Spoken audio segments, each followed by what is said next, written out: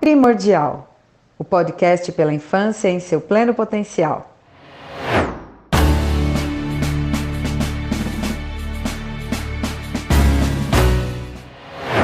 Eu sou Denise Leles, mãe e pediatra. Eu sou Regiane Quereguim, mãe e jornalista. Olá, estamos de volta aqui na Podosfera. No último domingo foi ao ar aqui um episódio extra sobre o Guia Alimentar para a População Brasileira. Esse documento valioso e que está no centro de uma discussão, digamos assim, entre o Ministério da Agricultura e o Ministério da Saúde, para resumir a história. E você comentou, doutora Denise, que tinha ainda duas grandes mensagens para passar aqui para os nossos ouvintes, e que elas são super importantes. Bora falar desse tema de novo? Opa, vamos voltar então a falar desse assunto maravilhoso que eu amo e eu prometo deixar menos paixão e mais ciência, porque aqui falar de nutrição para mim é realmente apaixonante, amo e acho que a gente precisa cada vez mais entender as várias facetas da nutrição para que a gente consiga mudar o futuro. Ah, doutora Denise, mas a paixão é o que nos move aqui nesse trabalho. Dá um resuminho pra gente, então, para os nossos ouvintes, sobre o que a gente falou no último episódio, antes de você dar continuidade, pode ser?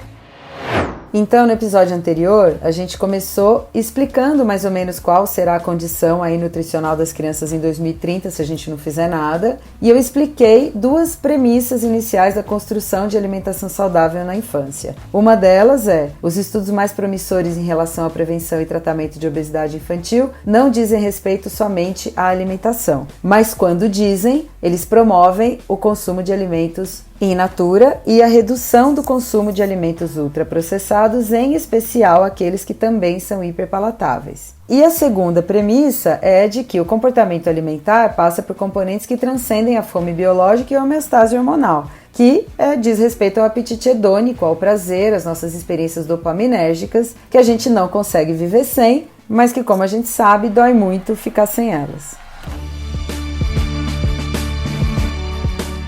A terceira premissa importante é que quem decide o que as crianças comem não são os pais, muito menos as crianças, porque os pais não estão decidindo nem o que eles mesmos comem. A gente está imerso num ambiente em que a gente é muito mal influenciado em relação às nossas escolhas alimentares desde sempre. Então a gente tem pediatras formando comportamentos alimentares familiares sem estarem plenamente capacitados para isso ou estando capacitados para isso, muitas vezes de uma forma enviesada. E aí, em defesa da pediatria, eu venho dizendo o seguinte, a gente tem uma formação muito voltada para cura e prescrição e diagnóstico. E tudo bem, a gente com isso, como eu disse desde o primeiro episódio, conseguiu mudar a sobrevida, a expectativa de vida ao nascer e a mortalidade infantil e tudo bem. Mas estamos num momento em que a gente promove saúde e a gente não está parando para olhar para isso de um jeito genuíno.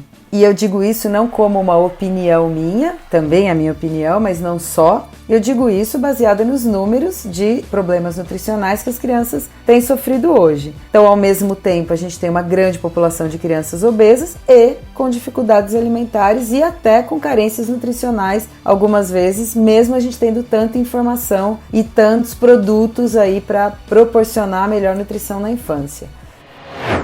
Em relação a essa decisão do que a gente deve ou não deve comer, existe um TED Talk muito legal de uma cientista que é especializada em açúcar, que ela estuda açúcar, uma biomédica chamada Laura Schmidt, é de novembro de 2015 e ela pega o celular, arranca o celular do bolso no TED Talk para falar por que é impossível a gente parar de comer os alimentos não saudáveis. Por conta de toda a influência que a gente vem sofrendo, influência velada e muitas vezes descarada, né? Por conta do nosso comportamento nas telas, a gente vem sendo muito mal influenciado em relação às nossas escolhas alimentares. E a gente tem estudos falando que essas sugestões alimentares, ou seja, quando você vê um alimento, quando alguém te mostra, essas sugestões podem superar a regulação hormonal na tomada de decisão da gestão de alimentos, tanto em indivíduos saudáveis quanto obesos. Ou seja, quando você vê um alimento que você gosta, normalmente são os hiperpalatáveis, ricos em sal, açúcar e gordura, você olha para ele, mesmo que você esteja saciado, que os seus hormônios de fome e saciedade saciedade estejam ok, você vai ter vontade de comer aquele alimento porque aquilo te traz outros motivos hedônicos para você comer. E aí, né, o que não falta são evidências de que o paciente com excesso de peso é mais sensível a essas dicas, sugestões alimentares, e a criança, mais uma vez, pela redução aí da atividade da função executiva, é mais ainda, então, suscetível a essas dicas alimentares. Então, olha a gravidade de você mostrar um alimento hiperpalatável para uma criança numa tela, né? Mesmo que isso não seja oficial, numa rede de TV, mas que seja no YouTube, por exemplo, com um digital influencer comendo aquele alimento para a criança aprender a comer, e isso realmente vai fazer a mudança de comportamento naquela criança e, consequentemente, naquela família. Então, antes de responsabilizar os pais pelas escolhas alimentares dentro da casa deles, a gente precisa ver de onde que estão vindo essas escolhas, quem está influenciando essa família e como, mais uma vez, a gente pode ajudar na melhoria dessas escolhas alimentares, desse estilo de vida, ao invés de apenas julgar os pais e responsabilizá-los pelos desfechos de saúde ruins que a gente está tendo e vai ter no futuro.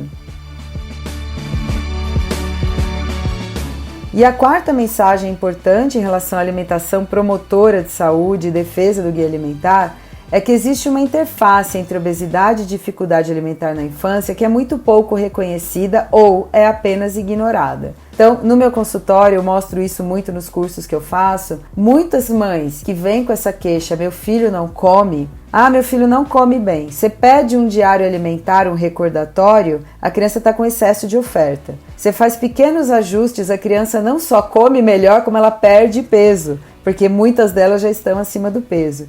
Então existem alguns grupos que olham um pouco para isso, para essa interface que existe entre essas duas situações, e alguns estudos mostram que pelo menos 30% de crianças em ambulatórios de obesidade são altamente seletivas. E alguns estudos também comprovam de que a substituição de alimentos recusados, que normalmente são os in natura, por alimentos hiperpalatáveis, isto pode levar à obesidade no futuro. Isso não tenha dúvida, né? O cara não come lá o arroz com feijão, eu mudo para macarrão porque macarrão ele come. Bom, aí ele não vai comer por fome, ele vai comer por apetite hedônico e aí a gente só vai levar talvez a um aumento de peso desnecessário.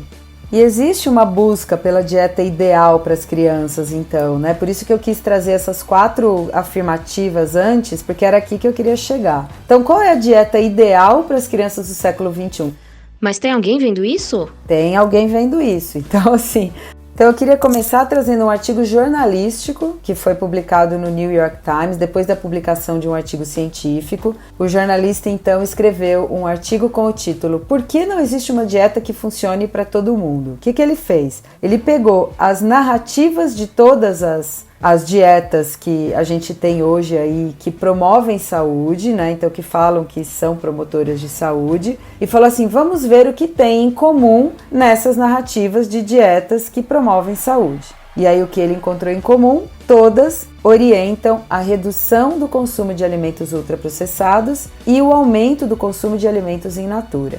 E esse texto é bem interessante, depois eu vou citar o artigo que gerou esse texto jornalístico, né? Mas antes eu queria falar sobre 3 grandes estudos, robustos estudos, de 2020, que defendem então a redução do consumo de alimentos ultraprocessados para que a gente tenha desfechos melhores de saúde no futuro. O primeiro estudo foi publicado no International Journal of Food Sciences and Nutrition em fevereiro desse ano e é uma revisão sistemática sobre o consumo de alimentos pelo grau de processamento e o risco cardiometabólico. E ele mostra, essa revisão, que existe uma associação positiva entre o consumo de alimentos ultraprocessados e o excesso de peso corporal, hipertensão, dislipidemia e características de síndrome metabólica. Outro estudo importante foi publicado em julho desse ano no International Journal of Obesity. Também é uma revisão e uma meta-análise. Ele fala o seguinte, que existe uma relação positiva entre a ingesta de alimentos com alto grau de processamento e excesso de peso e obesidade. E um terceiro estudo, que foi publicado em agosto de 2020, no British Journal of Nutrition, ele também é uma revisão sistemática e fala o seguinte, o aumento do consumo de alimentos ultraprocessados está associado a desfechos de saúde desfavoráveis, como por exemplo um pior perfil lipídico, maior risco cardiometabólico, maior risco de doença cerebrovascular e cardiovascular, depressão e mortalidade por várias causas. O que esses 3 estudos também reconhecem faltam estudos longitudinais que comparem, que tem o grupo controle, para a gente poder falar onde é que está o verdadeiro malefício dos alimentos ultraprocessados. Porque o que a gente não sabe é por que o mesmo nutriente, macronutriente, carboidrato, gordura e proteína, vindo com processamento, pode ter um final tão diferente do macronutriente vindo de alimentos preparados em casa ou feitos em casa. E aí tem um estudo publicado na Cell, que foi em 2019 essa publicação, que é um estudo experimental que tentou buscar essa resposta. Aquele artigo do New York Times jornalístico, ele foi publicado por causa desse estudo que eu vou citar agora. O que eles fizeram? Eles pegaram 2 grupos de voluntários, internaram as pessoas e deixaram essas pessoas com as mesmas condições de dieta por 2 semanas. Mesmas condições em que sentido? Eles recebiam a mesma quantidade de caloria, carboidrato, gordura e proteína, um grupo vindo de alimentos ultraprocessados, um grupo vindo de alimentos in natura, alimentos mais naturais. Aí essas pessoas ficavam 2 semanas comendo essas dietas e na semana seguinte eles trocavam. Qual foi o resultado desse estudo? Nas semanas em que as pessoas estavam comendo o alimento ultraprocessado, elas tinham um aumento de ingesta calórica de quase 1.000 calorias a mais, entre 500 a 1.000 calorias a mais, e havia um déficit, uma diferença de peso de quase 1 quilo quando a pessoa passava da dieta do ultraprocessado para a dieta do alimento não ultraprocessado. E aí fica aquela dúvida, mas se o cara está recebendo a mesma quantidade de caloria, de carboidrato, gordura e proteína, por que ele ganhou mais peso enquanto ele estava recebendo a dieta rica em alimentos ultraprocessados? O que eles perceberam nesse estudo foi: a dieta era ad libitum, a pessoa podia comer o que ela quisesse. O que mais fez diferença nesses 2 grupos foi a saciedade das pessoas enquanto elas estavam recebendo os alimentos ultraprocessados. Então, o que a gente acha? Como a gente evoluiu aprendendo a se saciar com alimentos ricos em fibras e alimentos naturais, a gente não sabe se saciar com alimentos ultraprocessados. A gente não reconhece esses alimentos como alimentos e a gente não se sacia e sim come por outros motivos, como eu falei, o do apetite hedônico lá atrás. Até puxo uma observação aqui para dizer que esse estudo que você acaba de citar, doutora, ele traz uma compreensão melhor sobre a defesa do guia alimentar perante os questionamentos por parte do Ministério da Agricultura. Então, meus amigos pediatras e pessoal que lida com a infância, a gente precisa sim apoiar a classificação nova, o guia alimentar, e ajudar as crianças a consumirem menos alimentos ultraprocessados e os pais a terem um estilo de vida melhor. Não só por causa da saúde deles, mas porque o modelo que eles serão pode ser uma intervenção mais poderosa do que qualquer nutriente que você prescreva para o seu paciente. Hoje, o que a gente tem feito? Olha, mãe, olha, pai, não coma alimentos ultraprocessados, olha, tenha um bom estilo de vida, faça exercício. O que a gente não sabe é como chegar nessa mudança de comportamento para as famílias. Por isso que a nossa especialidade precisa olhar mais para as áreas humanas, para a psicologia, para a gente entender melhor como a gente consegue mudar o comportamento das pessoas. Uma ideia que a pediatria já tem é que as nossas metas têm que ser alcançadas, personalizadas e focadas no estilo parental. Então não adianta você dar uma meta permissiva para um pai autoritário ou uma meta autoritária para um pai permissivo, enfim. É isso que a gente tem que trabalhar.